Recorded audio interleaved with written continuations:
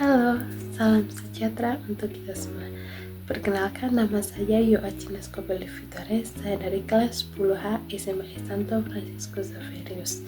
Jadi pada kesempatan kali ini saya akan membahas materi berkaitan dengan teks negosiasi. Kira-kira materi apa saja yang akan dibahas? Silakan simak video ini dengan baik. Baik, di sini yang pertama adalah pengertian teks negosiasi.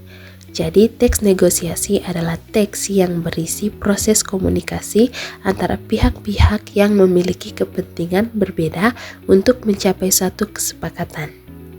Selanjutnya di sini ada tujuan negosiasi. Yang pertama adalah untuk mencapai kesepakatan bersama.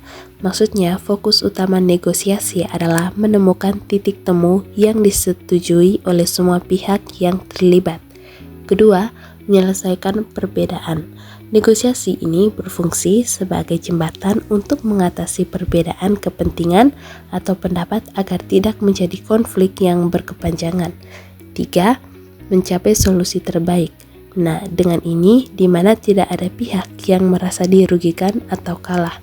Yang keempat, membangun relasi. Selain hasil material, negosiasi yang baik bertujuan untuk menjaga dan menjalin hubungan kerjasama jangka panjang yang harmonis. Berikut ciri-ciri teks negosiasi.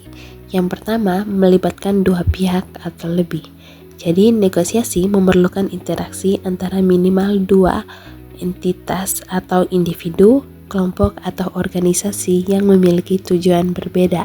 Yang kedua, terjadinya proses tawar-menawar. Ini adalah hal inti dari negosiasi, di mana setiap pihak mengajukan penawaran, permintaan, dan konsesi untuk mencapai titik temu. Yang ketiga, mengandung perbedaan kepentingan. Adanya konflik atau perbedaan pandangan atau tujuan adalah alasan utama mengapa negosiasi diperlukan. Yang keempat, menghasilkan kesepakatan bersama.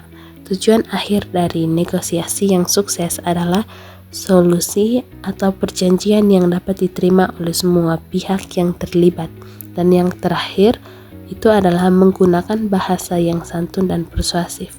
Komunikasi yang efektif, sopan, dan meyakinkan sangat penting untuk menjaga hubungan baik dan memfasilitasi tercapainya suatu kesepakatan.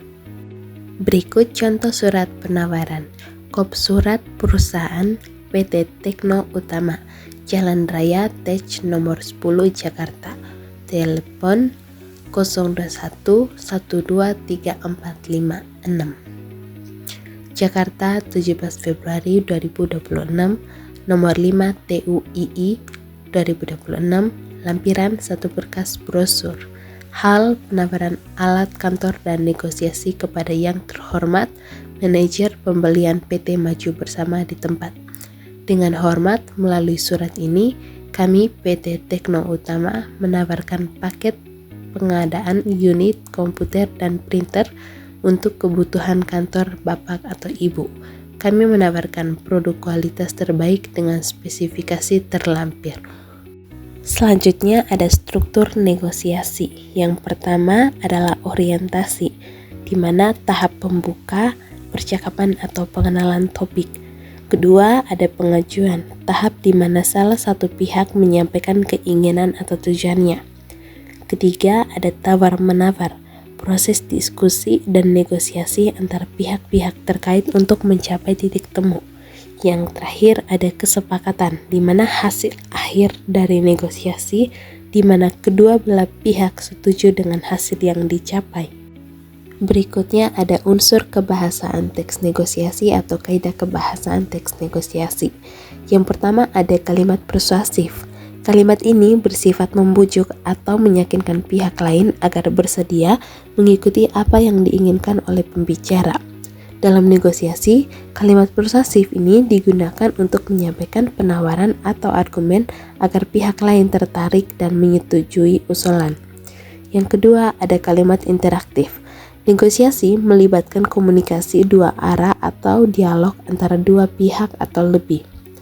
Kalimat interaktif atau pasangan tuturan adalah bentuk percakapan yang saling memberi pesan dan respons terhadap pergantian, bukan komunikasi satu arah. Ketiga, ada kesantunan berbahasa.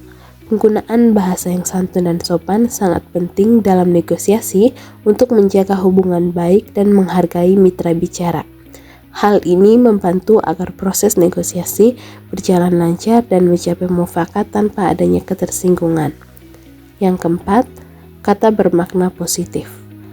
Penggunaan kata-kata dengan konotasi positif membantu menciptakan suasana yang kondusif dan menghindari konflik. Bahasa yang digunakan harus netral, objektif, dan didasari argumen yang kuat, bukan kata-kata yang merugikan atau menyinggung perasaan pihak lain. Berikutnya adalah langkah menulis teks negosiasi. Langkah pertama yang perlu dilakukan penulis adalah memilih tema yang akan dituliskan.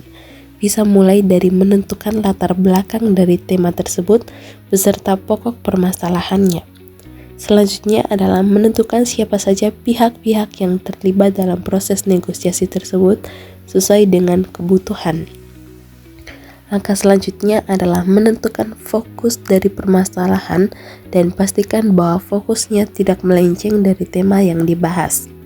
Setelah itu, bisa menyiapkan proses tawar-menawar dengan memperhatikan topik yang diangkat. Berikutnya adalah membuat kerangka penulisan teks sesuai dengan strukturnya yang benar. Terakhir adalah mengembangkan kerangka tersebut menjadi sebuah teks yang tersusun atas bahasa yang mudah untuk dipahami.